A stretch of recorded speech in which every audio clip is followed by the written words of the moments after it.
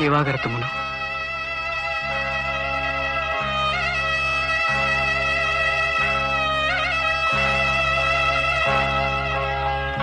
நீயா விரும்பி கேட்டது ஒண்ணு, நானா விரும்பி கொண்டு வந்தது ஒண்ணு.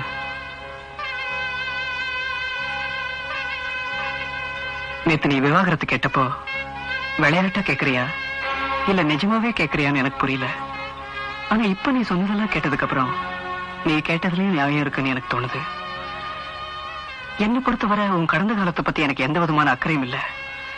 உன் வருங்காலத்தை தான் நான் பகிர்ந்துக்க ஆசைப்பட்டேன், இன்னமும் ஆசைப்படுறேன். உனக்கு இந்த கல்யாணத்துல இன்னும் நம்பிக்கை இருந்தா நான் கொடுத்ததை ஏத்துக்க.